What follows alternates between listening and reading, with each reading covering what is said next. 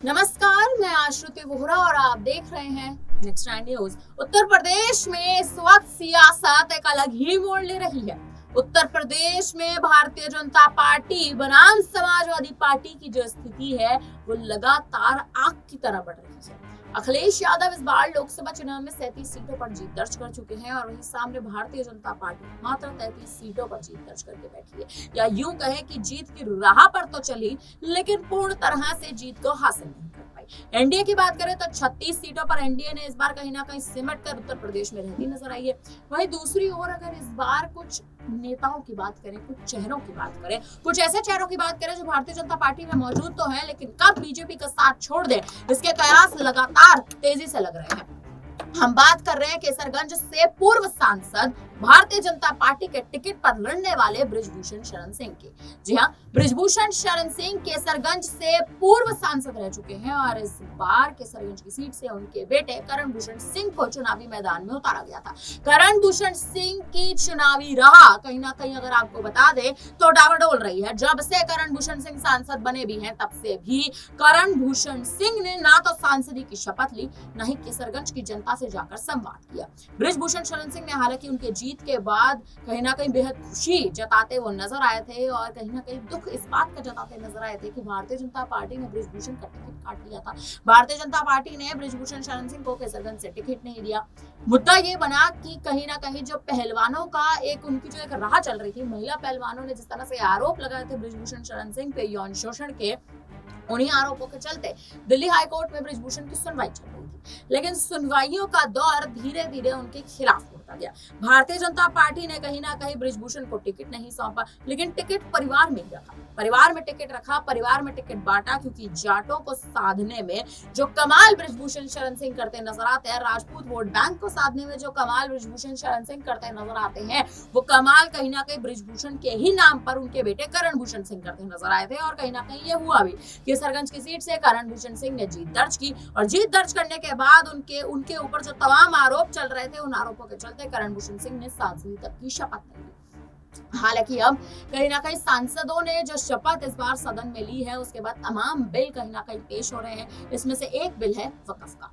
वक्फ का बिल कहीं ना कहीं पेश किया गया, वक्फ का बिल पारित करा गया, लेकिन उसके बाद अभी तक उस पर कोई भी अहम कार्रवाई होती नहीं नजर आई। जिस दिन बिल पेश करा गया था उस दिन तमाम, अगर आपने देखी होंगी तमाम वो संसद की वीडियोस, तो कहीं ना कहीं विपक्ष लगातार हंगामा कर रहा था। किरण रिजिजू एक और बिल पेश कर रहे थे तो वहीं दूसरी ओर तमाम विपक्षी नेता लगातार हाहाकार मचा रहे थे। और उसके बाद बृजभूषण शरण सिंह ने बड़ा बयान दिया। बृजभूषण शरण सिंह ने वक्फ पर भी अपना बड़ा बयान दिया और अब बृजभूषण शरण सिंह दल बदलने पर भी अपनी मोहर लगाते नजर आ रहे हैं। पूरा जो सिलसिला इस समय बृजभूषण के साथ चल रहा है, वक्फ पर उन्होंने क्या कहा वो तो आपको जरूर सुनाएंगे, लेकिन उससे पहले आप ये जान लीजिए कि अब बृजभूषण शरण सिंह पार्टी का साथ छोड़ सकते हैं, यानी भारतीय जनता पार्टी का साथ छोड़ते नजर आ सकते हैं। ये हम इसलिए कह रहे हैं क्योंकि बृजभूषण शरण सिंह ने हाल ही में योगी आदित्यनाथ के खिलाफ बड़े बयान दिए। खुद अमित शाह और नरेंद्र मोदी, प्रधानमंत्री मोदी के खिलाफ बड़े मुद्दे उठाए। साफ तौर पर यह कह दिया कि योगी आदित्यनाथ को मैं कहीं ना कहीं अपना गुरु नहीं मानता, उत्तर प्रदेश का मुख्यमंत्री नहीं मानता। मेरी जो राह है वो कहीं ना कहीं केवल नरेंद्र मोदी के पद चिन्हों पर चलती है, बीजेपी के पद चिन्हों पर चलती है। और वहीं दूसरी ओर जब संसद में बिल पेश हुआ तब उनसे जब पूछा गया, उनसे तमाम मुद्दों पर गौर करने के बारे में और वक्फ पर जब उनसे बयान लिया गया तो उन्होंने क्या कुछ कहा, पहले इस बयान में सुन लीजिए। देखिए, एक बार इस देश की जनता ने थोड़ी सी सीटें उनको ज़्यादा दे दी। मैं बड़े दावे के साथ कह रहा हूँ, ये राहुल गांधी की काबिलियत पर नहीं मिला है। ये राहुल गांधी का काबिलियत नहीं है। ये कुछ समीकरण ऐसे बने जैसे उत्तर प्रदेश से अखिलेश जी को जरा कांग्रेस से हटा दीजिए तो देखिए कि राहुल गांधी कितने बड़े योद्धा हैं। तो बैसाखी पर जो हर जगह टिके हुए हैं और आज वो चक्रव्यूह तोड़ने की बात कर रहे हैं, वो अपनी तुलना जो है अर्जुन से कर रहे हैं, मन्नू से कर रहे हैं, जो खुद बैसाखी पर टिके हुए हैं। लेकिन ये लोग बड़े मुगालते में आ गए हैं और कहते हैं कि जाको प्रभु दारुण दुख दीना, ताकि मत पहले हर लीना। आप देखिए, इन्होंने कहा कि हिंदू हिंसक होता है। ये राहुल गांधी की क्या सोच है,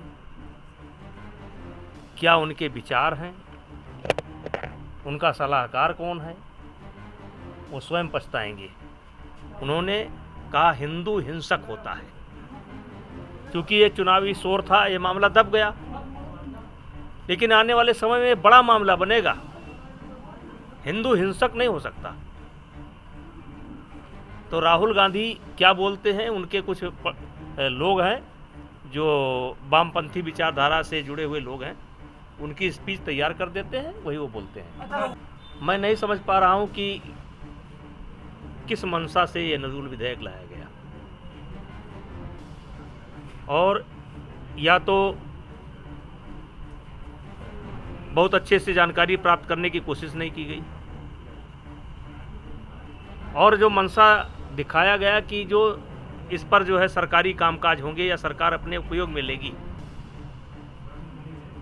लेकिन जैसे गोंडा शहर है, ये पूरा शहर 70% जो है नजूल पर बसा हुआ है। आगरा है, अयोध्या है, यहाँ तक कि जहाँ तक मुझे जानकारी है कि अयोध्या के जो प्रमुख मंदिर हैं वो भी नजूल पर हैं। तो इस तरीके से एक मंदिर नहीं टूटेंगे, हजारों टूटेंगे। सरकार की मंशा ठीक है, लेकिन उनको शायद ये नहीं पता था, या उनको ये नहीं पता है कि कितने लोग बसे हुए हैं। उनको ये सरकार को या जो लोगों ये बताया गया कि नजूल के भूमि को कुछ भूमाफिया, कुछ बड़े लोग कब्जा करके रखे हुए हैं, उससे उनकी मुक्ति कराई जाए। लेकिन अगर एक लाइन में पूछा जाए तो इस कदम से उत्तर प्रदेश में भूचाल आ जाएगा।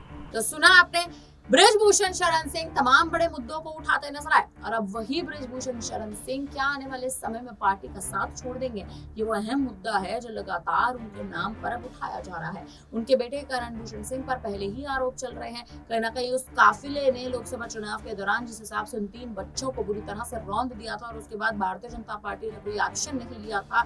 इस एक्शन ना लेने की वजह से बृजभूषण शरण सिंह पर आरोपों का दौर चल रहा है, उनके बेटे पर आरोपों का दौर चल रहा है। पूरा भूषण परिवार कहीं ना कहीं इस समय एक गहरे शिकंजे में कसा हुआ है, और इसी के चलते भारतीय जनता पार्टी इस समय ना तो बृजभूषण को कोई मौका देती नजर आ रही है, ना बृजभूषण को किसी तरह से उन पर कोई बड़े मुद्दे उठाती नजर आ रही है, और नहीं उनके बेटे करण भूषण सिंह को सांसदी की शपथ लेने के लिए कोई उन पर कोई मुद्दा उठाती नजर आ रही है। क्योंकि केसरगंज की सीट से जीत दर्ज करने के बाद करण भूषण सिंह अगर अभी भी शांत बैठे हैं तो ये तमाम वो बड़े मुद्दे उठाता है कि आखिर करण भूषण सिंह कुछ कहे क्यों नहीं रहे हैं, आखिर भारतीय जनता पार्टी कोई एक्शन क्यों नहीं ले रही है, क्या भारतीय जनता पार्टी अपनी पार्टी में अपराधियों को शरण देती है। वहीं हाल ही में जो बृजभूषण ने बड़ा एक अहम बयान दिया था कि उपचुनाव में बीजेपी उनको मौका नहीं देगी, भारतीय जनता पार्टी बृजभूषण को मौका नहीं देगी क्योंकि अपराधियों को शरण बीजेपी नहीं देती है। तो क्या बृजभूषण शरण सिंह तमाम बड़े संकेत दे रहे हैं कि वो अब अपना दल बदल सकते हैं? क्या बृजभूषण शरण सिंह अखिलेश यादव या मायावती के साथ जाकर शामिल हो सकते हैं, या विपक्षी गठबंधन के साथ अपने हाथ जोड़ सकते हैं? अगर ऐसा हुआ तो राजपूत वोट बैंक कहीं ना कहीं पूरी तरह से बट जाएगा। फिलहाल अब इस पूरे मामले पर बृजभूषण के बयान पर आप क्या कहेंगे, आप हमें कमेंट करके जरूर बताइएगा। तमाम बड़ी खबरों के लिए बने रहिए हमारे साथ, देखते रहिए नेक्स्ट टाइम न्यूज़। धन्यवाद।